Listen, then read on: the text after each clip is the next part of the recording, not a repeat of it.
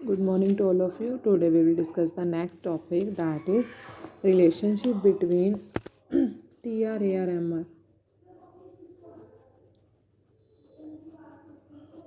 Last topic रह गया था हमारा इस चैप्टर का कि TR, AR और MR में क्या रिलेशन रहेगा, relationship between TR, AR, MR। तो सबसे रिलेशनशिप पढ़ने के लिए कभी भी आपके एग्ज़ाम में रिलेशनशिप आता है तो firstly you have to define the definitions. तो सबसे फर्स्ट आप डिफाइन करेंगे TR का मीनिंग, AR का मीनिंग, MR का मीनिंग। रिलेशनशिप के दो पार्ट हो जाएंगे। First one is when the price is constant and the second one is when the price is not constant।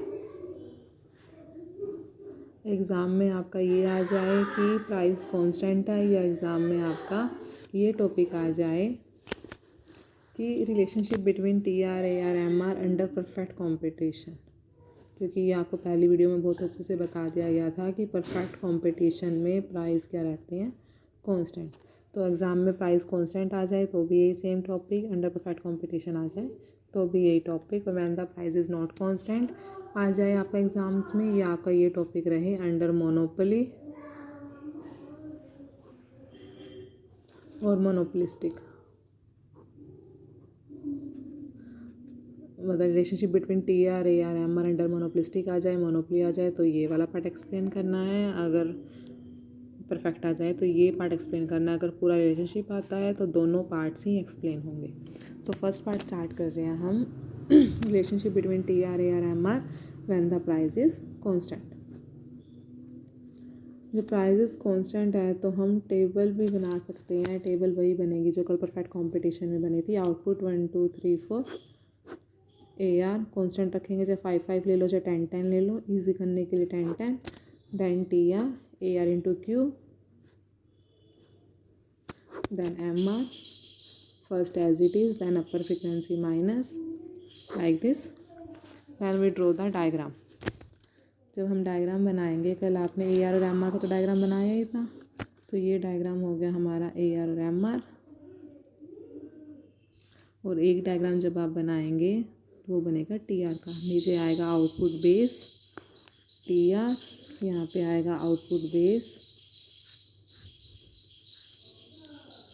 और AR and MR।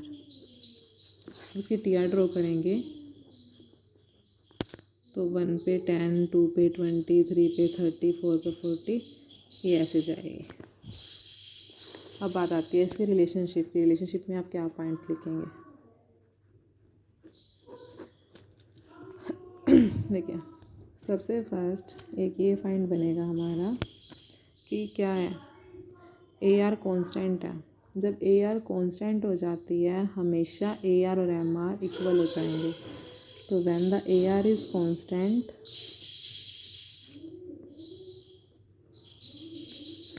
AR is equal to MR। AR और MR equal भी हो जाएंगे और constant भी हो जाएंगे। Second, मैंने आपको बताया था जो M है वो T की शेप डिसाइड करता है। अब M क्या है इसमें, कांस्टेंट, तो T क्या होगा, इंक्रीज़ होगा किस रेट से, कांस्टेंट रेट से। So when MR is constant,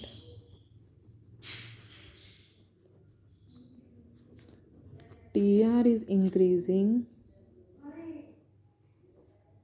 at a constant rate।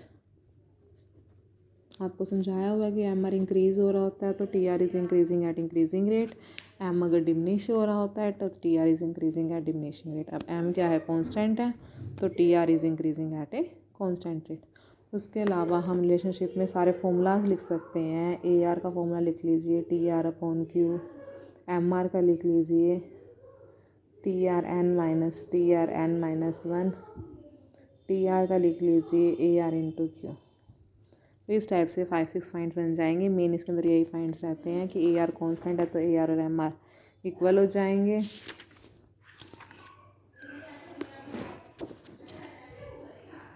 और अगर TR increasing at constant rate, उसके अलावा आप ये सारे फॉर्मूलाज लिख लेंगे। तो इस टाइप से ये हमारा फर्स्ट रिलेशन कंप्लीट हुआ अंडर परफेक्ट कंपटीशन में। नेक्स्ट है हमारा when the price is not constant.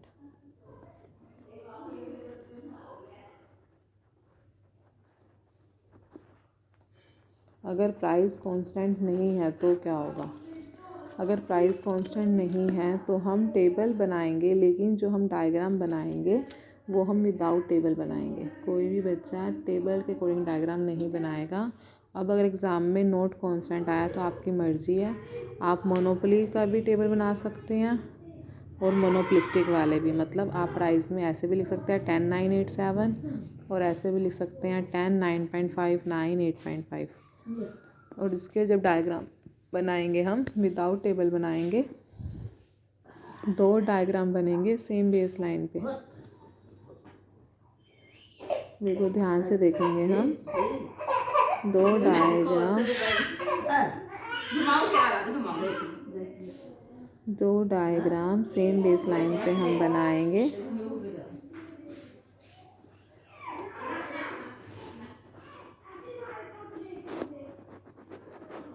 ऊपर आएगा हमारा TR। कभी भी हम 2 डायग्राम सेम बेस लाइन बनाते हैं तो ऊपर हमेशा TR ही बनता है, T ऊपर हमेशा रहेगा। देखिए अब आपको AR ड्रॉ करनी है। AR हमारी डाउनवर्ड गई थी कल मोनोपोली और मोनोपलिस्टिक में, हम खुद से ड्रॉ करेंगे AR। बिल्कुल ध्यान से समझेंगे, डायग्राम की शेप गलत नहीं होनी चाहिए। AR आ गई है हमारी।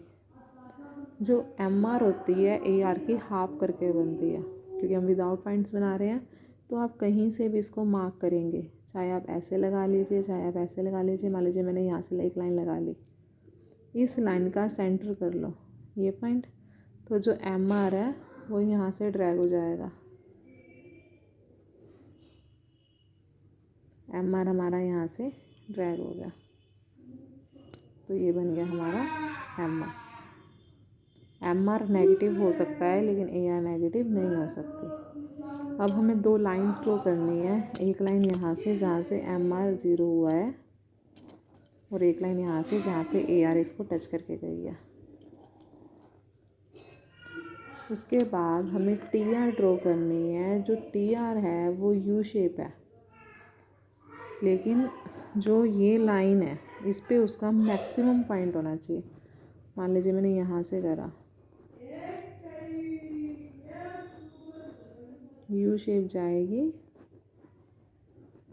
और इस ऐसे। तो ये आपके हैंड के, कई बच्चे क्या करते हैं इसको पहाड़ की तरह बना देते हैं। पहाड़ की तरह नहीं बनाना है, बिल्कुल गलत हो जाएगा। ये आपको बिल्कुल राउंड शेप देनी है। वो आपके अपने हैंड की सेटिंग है कि आप इसको कैसे हैंड सेट करेंगे, तो ये बन जाएगा। मतलब यहाँ पे ये ख़त्म होना चाहिए और इस पॉइंट पे ये मैक्सिमम होना चाहिए। जब आप इसका रिलेशन लिखेंगे वही सारे पॉइंट्स आ जाएंगे। MR क्या हो रही है अब? Diminish. So when the MR is diminishing, TR is increasing at diminishing rate. When the MR is 0, TR is maximum. When the MR is negative, TR start falling. क्योंकि जब ये नेगेटिव हो जाता है उसके बाद TR क्या हो जाता है? फॉल होने लग जाता है। जब AR और MR का रिलेशन लिखना हो आपको तो ऐसे लिखेंगे, AR क्या हो रहा है? फॉल हो रहा है, तो MR भी क्या होगा? फॉल होगा। अगर AR फॉल हो रहा है तो MR भी उससे ज़्यादा फॉल होगा। AR can never be negative, MR can be negative. AR सिर्फ 0 हो सकती है, लेकिन MR 0 भी हो सकती है और नेगेटिव भी हो सकती है। तो ये था हमारा रिलेशन। ये आज इसके साथ ही हमारा चैप्टर कंप्लीट हो गया है। Relationship between TR, AR, MR, price constant और when the price is not constant. इसके टॉपिक्स के रिलेशन आप बुक से प्रिपेयर कर सकते हैं। बुक में बहुत अच्छे से गिवन है इसका रिलेशन। देखिए जो ये पॉइंट्स हैं, आप ये पॉइंट्स लर्न कर लेंगे इसके।